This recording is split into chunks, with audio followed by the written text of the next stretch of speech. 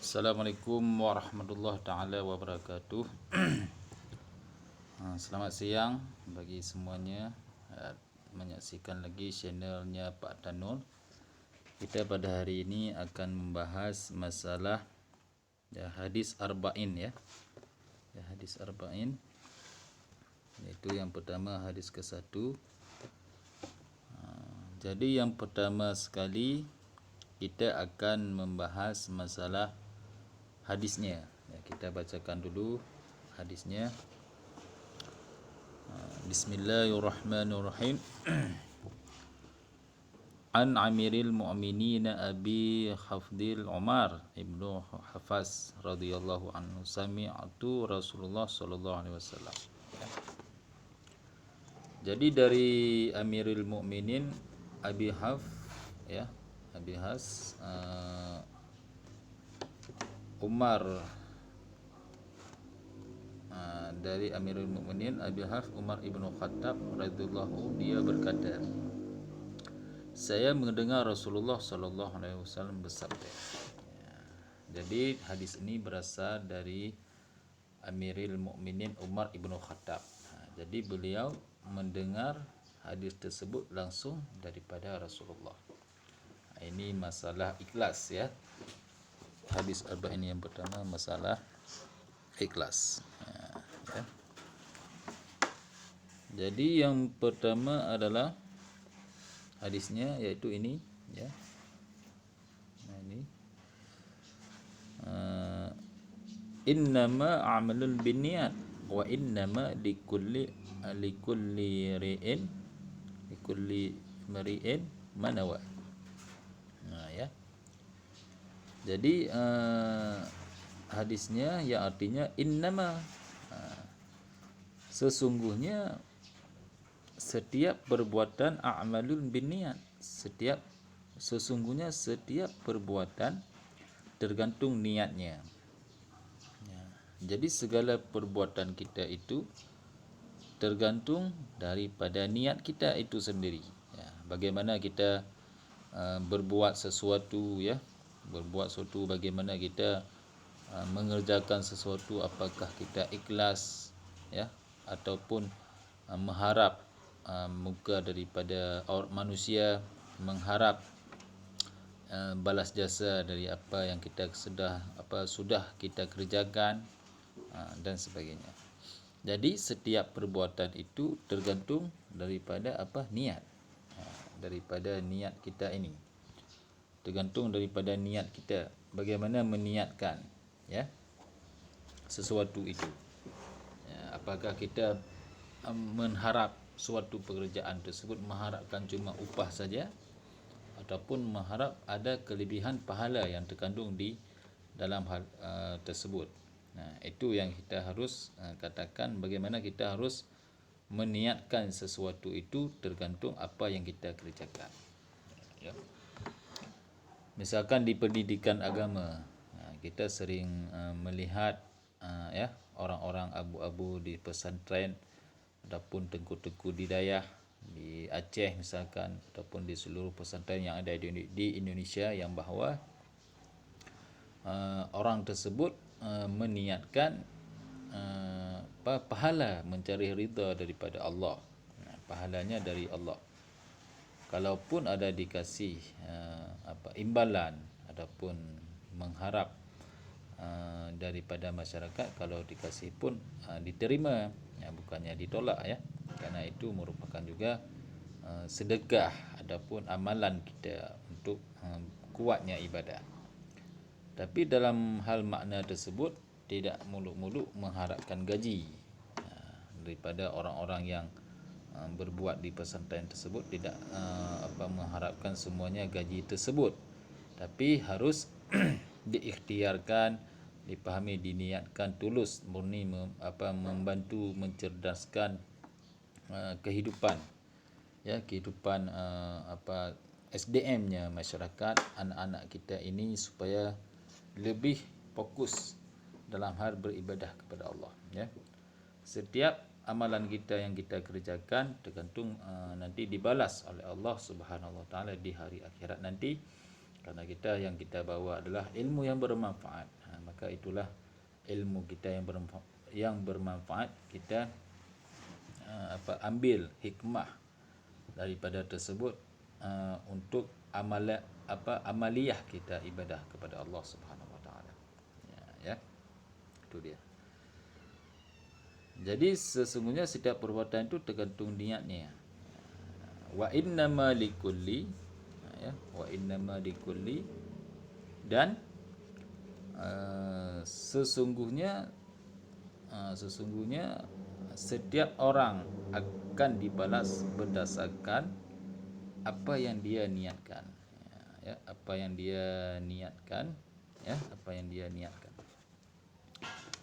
Jadi Allah nanti akan membalas kita apa yang kita niatkan. Apa yang kita niatkan, Allah akan membalasnya nanti. Misalkan kita meniatkan seseorang, nanti akan dijelaskan pada hadis selanjutnya, ya, dijelaskan nanti. Jadi apa yang kita niatkan ini merupakan, ya, umudiyah kita kepada Allah. Misalkan nanti dijelaskan ke depan, misalkan niat kita hijrah pada masa Rasulullah tersebut, meniatkan seseorang ataupun ada seseorang yang berhijrah, dia meniatkan untuk hendak mengawinkan, ya. Jadi ini hendak mengawinkan, ya. Siapa hijrah kerana ingin mendapatkan keridhaan Allah dan Rasulnya, maka hijrah kepada ridha Allah dan Rasulnya. Dan siapa hijrah kerana dunia yang dikehendakinya atau wanita, ya, ini dia, atau wanita yang ingin dinikahi, maka hijrah akan bernilai sebagaimana yang diniatkan. Jadi seseorang itu apabila dia meniatkan untuk menikahi seseorang perempuan, maka Allah akan membalaskan apa yang diniatkan itunya. Misalkan diniatkan untuk perempuan, maka Allah akan membalas hal tersebut. Jadi kejadian ini sudah terjadi pada masanya Rasulullah. Ya, bagaimana orang tersebut meniatkan ingin hijrah kerana ada seseorang wanita yang berhijrah di lingkungan tersebut. Misalkan kita juga sama di sini, bagaimana, ya? Kita misalkan niatnya untuk seseorang. Misalkan kita meniat cari muka.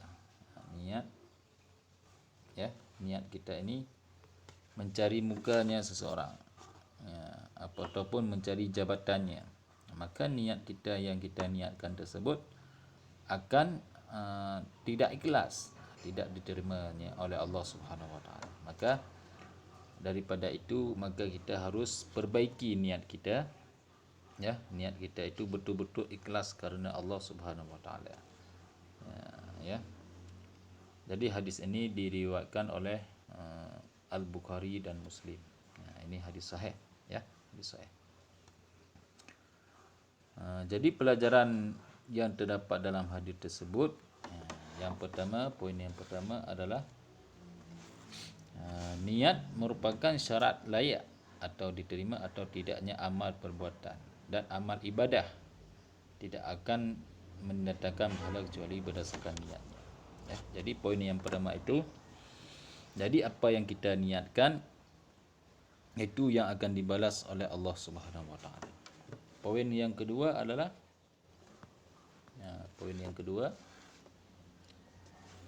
waktu melaksanakan niat dilakukan pada awal ibadah dan tempatnya di hati.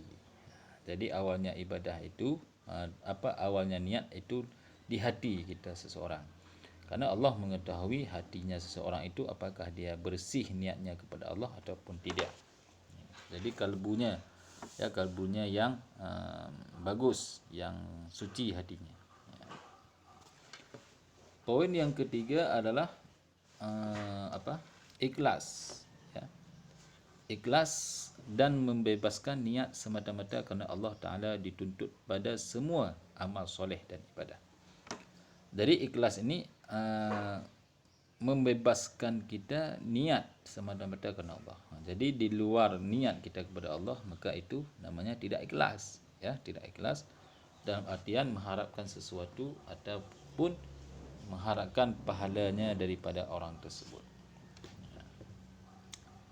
Jadi kalau poin yang keempat, ya, poin yang keempat ini, seorang mukmin akan diberi ganjaran pahala berdasarkan kadar niatnya. Jadi kalau kita seorang mukmin kadar niatnya setengah-tengah, maka Allah akan juga memberikan niat kita setengah-tengah, tidak penuh.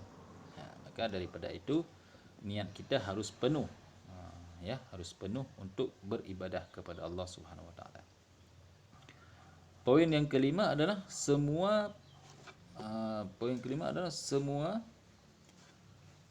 perbuatan yang bermanfaat dan mubah boleh jika diiringi niat kerana mencari keridhaan Allah, maka dia akan bernilai ibadah.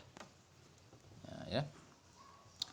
Jadi semua perbuatan yang bermanfaat, ya, boleh kerana mencari keridhaan Allah, maka akan bernilai.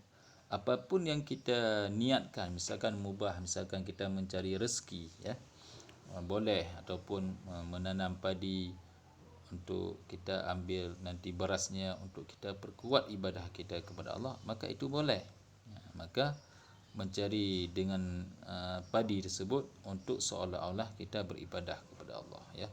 Kita mencari rezeki yang halal, ya, agar tujuan rezeki yang kita niatkan untuk akhirat, maka itu akan bernilai ibadah. Tetapi apabila suatu harta tersebut kita niatkan untuk untuk cuma nafsu duniawi, ya, nafsu di dunia, maka itu akan dibalas oleh Allah cuma nafsu dunia saja. Ya. Jadi poin yang keenam adalah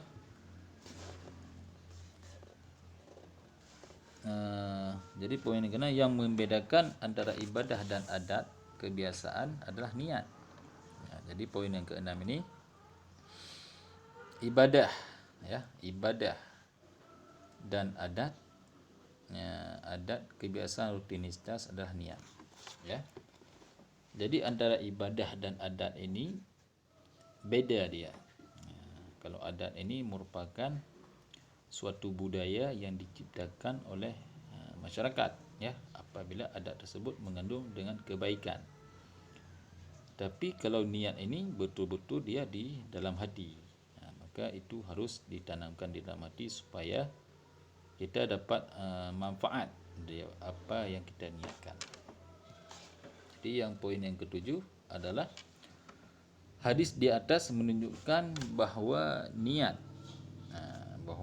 merupakan bagian dari iman kerana dia merupakan pekerjaan hati. Jadi makna kesimpulan dari hadis di atas merupakan niat itu berasal daripada hati, pekerjaan hati. Segala amaliyah kita tergantung daripada niatnya di dalam hati. Maka ditransferkan kepada pemikiran kita. Dari otak diolah maka menjadi gerakan kaki, gerakan tangan dan gerakan sebagainya untuk beribadah kepada Allah. Dan iman menurut pemahaman, ya, ahli sunnah wal jamaah adalah membenarkan dalam hati, diucapkan dengan lisan dan diamalkan dengan perbuatan. Jadi ini faham daripada ahli sunnah wal jamaah, faham kita sebagai Imam Syafi'i, ya, dan juga berbeda faham dengan Syiah, berbeda dengan faham Khawarij dan sebagainya. Maka kalau ahli sunnah ini mengajarkan bahawa iman, ya, iman itu adalah membenarkan di dalam hati, ya, kita membenarkan bahawa Rasulullah itu ada, Allah itu ada, diucapkan dengan lisan dan diamalkan dengan perbuatan. Perbuatan kalau kita mempercayai Rasulullah, yang membaca hadis ini, ya, baca hadis ini, mendengarkan penjelasan hadis ini dan terus mengerjakan perbuatan apa yang disampaikan dalam hadis tersebut. Apa yang dihalalkan oleh Rasulullah, apa yang disuruh berbuat dikerjakan, maka kerjakan. Dan apa yang dilarang oleh Allah, maka kita tinggalkan melalui hadis Rasulullah tersebut. Mungkin inilah yang dapat kami sampaikan tentang hadis nombor 1, iaitu masalah keikhlasan, ya, yang diriwayatkan oleh diriwayatkan oleh Amirul Mukminin selaku khalifah Rasulullah, sahabatnya Nabi yang kedua setelah Abu Bakar. Langsung beliau mendengarkan langsung daripada Rasulullah sallallahu alaihi wasallam. Demikianlah, mungkin ada manfaatnya bagi kita semua. Mohon di komen di kolom komentar, mungkin ada tambahan-tambahan untuk episod selanjutnya. Maka daripada itu, jangan lupa di like, di subscribe dan di share agar channel Pak Tanur ini bermanfaat bagi kita semuanya. Amin amin ya rabbal alamin. Assalamualaikum warahmatullahi taala wabarakatuh.